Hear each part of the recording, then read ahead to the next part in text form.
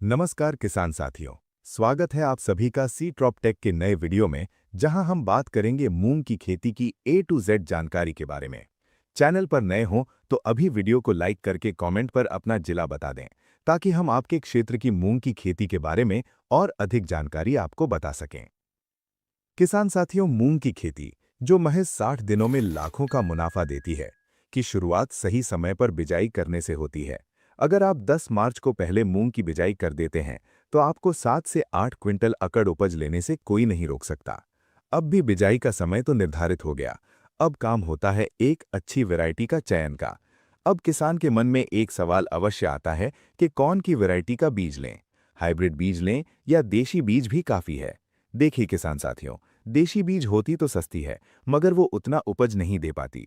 परिणाम, किसान की मेहनत तो उतनी ही रही मगर मुनाफा न के बराबर।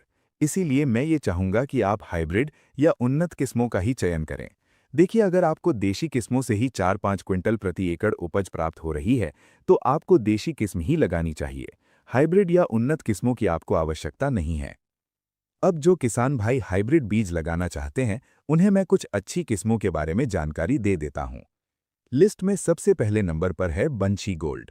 ये किस्म मात्र 60 से 65 दिन में पककर तैयार हो जाती है। इसकी सबसे बड़ी खासियत ये है कि ये पीला मोज़ाइक वायरस के प्रति अत्यधिक सहनशील है। इसके दाने चमकदार और ड्रम के आकार के होते हैं। अगर पैदावार की बात करें तो सही देखरेख से आप इससे 10 से 12 क्विंटल प्रति एकड़ तक का शानदार उत्पादन ले सकते हैं। मशीन से कटाई के लिए भी ये एकदम परफेक्ट है। दूसरे नंबर पर आती है स्टार 444। किसान भाइयों, अगर आपको लंबी फलियां पसंद है तो ये किस्म आपके लिए है। इसकी एक फली में लगभग 13 से 15 दाने होते हैं। ये 60 से 65 दिन में पकती है और 6 से 8 क्विंटल प्रति एकड़ की पैदावार देती है। पाउडरी मिल्ड्यू जैसे रोगों से लड़ने में ये किस्म बहुत माहिर है।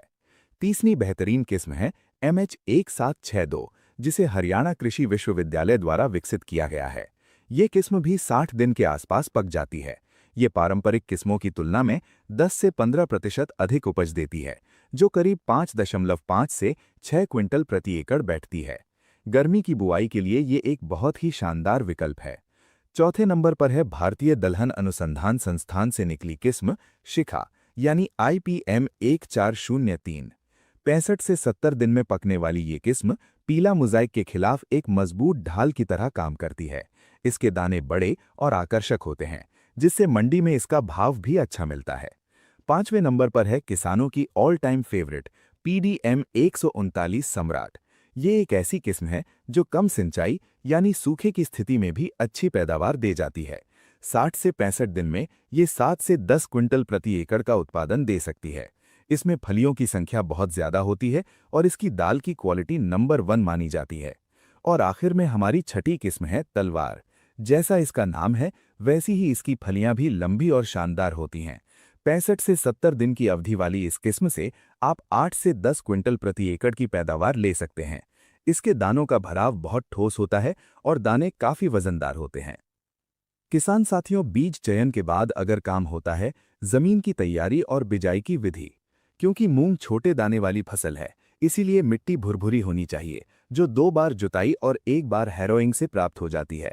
खेत की अंतिम जुताई के बाद 5 से 10 टन प्रति हेक्टेयर गोबर खाद या कंपोस्ट अवश्य देना चाहिए। अब किसी जमीन की तैयारी तो हो गई, अब बात करते हैं मूंग बिजाई की विधि के बारे में। मूंग की बिजाई के पूर्व बीजोपचार जरूरी है। बीजोपचार के लिए आप रन फीड का प्रयोग कर सकते हैं। क्योंकि इसमें फंगिसाइड और कीटनाशक दोनों ही मौजूद रहता है, तो ये एक बेहतर विकल्प माना जाता है। अब बात कर लेते हैं बिजाई विधि के बारे में। बुआई के तरीकों पर सबसे पहली विधि है छिटकवां विधि। ये हमारे बाप दादाओं के जमाने से चली आ रही है। इसमें किसान खेत की जुताई करके बीज को हाथ से पूरे खेत में बिखेर देता है। आसान उदाहरण, मान लीजिए आप एक मुट्ठी कंचे लेकर फर्श पर जोर से फेंक दें। क्या होगा? कुछ कंचे एक कोने में गुच्छा बना लेंगे और बाकी जगह खाली रह जाएगी। छिटकवा विधि में बीज के साथ बिल्कुल ऐसा ही होता है। इस विधि के महानुकसान: 1. बीज की बर्बादी। इसमें प्रति एकड़ 12 से 15 किलो बीज लगता है। 2. गहराई का नियंत्रण नहीं। जो बीज मिट्टी के ऊपर रह जाते हैं उन्हें कबूतर और कीड़े खा जाते हैं। जो बीज ट्रैक्टर के पहिए के नीचे आकर ज्यादा गहराई में दब जाते हैं वो कभी अंकुरित हो ही नहीं पाते। 3. पौधों की आपसी लड़ाई। जहां 4-5 बीज एक साथ गिर जाते हैं, वहां पौधे खाद, पानी और सूरज की रोशनी के लिए आपस में लड़ते हैं। नतीजे में सारे पौधे कुपोषित और कमजोर रह जाते हैं। 4. खरपतवार का आतंक। क्योंकि पौधे किसी लाइन में नहीं होते, इसलिए आप इसमें ट्रैक्टर या बैल से डोरा या निराई गुड़ाई नहीं चला सकते। खरपतवार निकालने में ही मजदूरों का भारी खर्चा हो जाता है। फैसला: इस विधि को अब पूरी तरह से बंद कर देना चाहिए। ये समय और पैसे दोनों की बर्बादी है। अध्याय 4: कतार विधि या सीड ड्रिल, समझदार किसान का हथियार। अब बात करते हैं उस तरीके की जिसे हर समझदार किसान अपना रहा है, सीड ड्रिल या कतार विधि।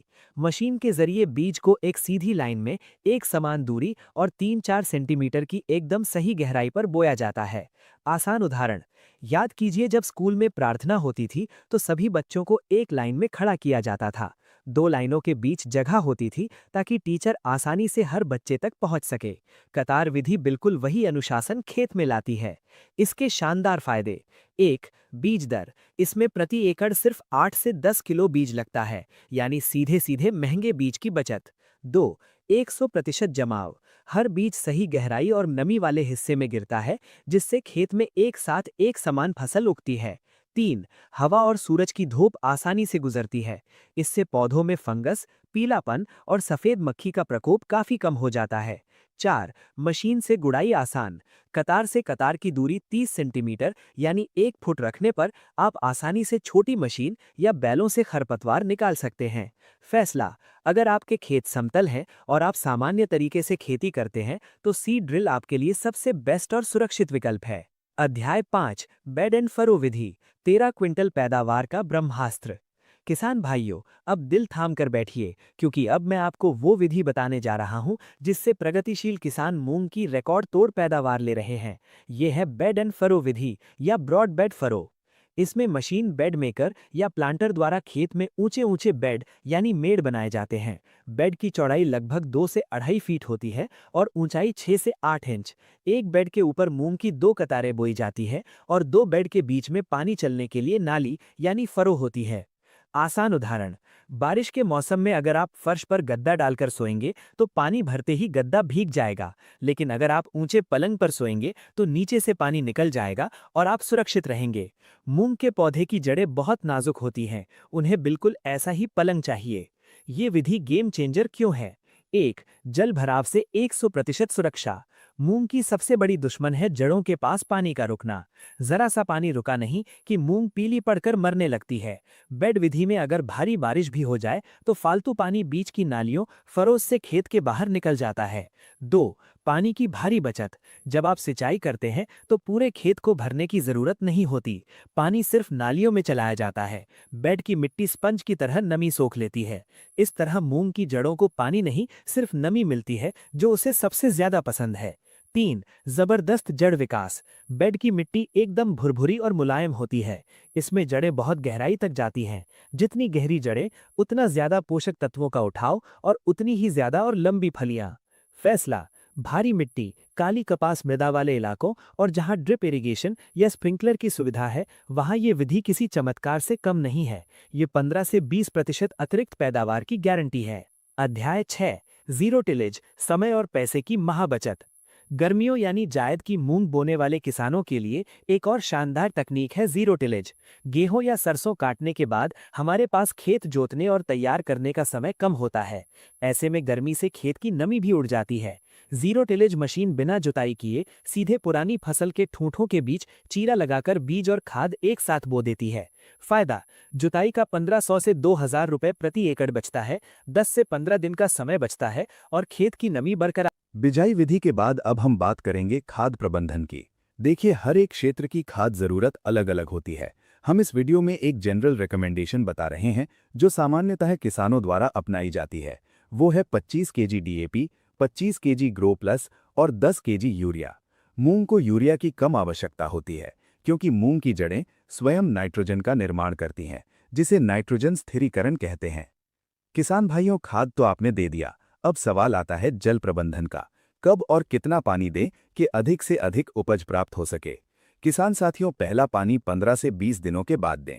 फिर दूसरा पानी पहली पानी देने के 15 दिनों के बाद दें। जब मूंग में फूल आने लगे तब तीसरा पानी दें, यानी 50 दिनों के बाद, और 14 और अंतिम पानी 62 से 65 दिनों के बाद दें। यदि आपने इस जल प्रबंधन का सही ढंग से पालन कर लिया, जो आपको अच्छा उत्पादन लेने से कोई नहीं रोक सकता है। अब कुछ विशेष टिप के बारे में बात कर लेते हैं। मूंग में इल्ली की काफी समस्या देखी गई है, जो पूरी फसल को बर्बाद कर देती है। इससे बचने के लिए आप मूंग बिजाई के 10 से 12 दिनों बाद कोरेजन प्रयोग कर सकते हैं। ये इल्लियों के प्रति अत्यधिक प्रभावशील माना जाता है। साथ ही किसान साथियों, मूंग में फूल आते समय NPK 05234 का प्रयोग अच्छा माना जाता है। यदि आप बताए गई तरीकों को अपनाते हुए खेती करेंगे तो अवश्य ही 6 से 7 क्विंटल प्रति एकड़ उपज प्राप्त कर सकेंगे। वीडियो देखने के लिए धन्यवाद। जानकारी अच्छी लगी हो तो अन्य किसान साथियों के पास अवश्य साझा करें। धन्यवाद।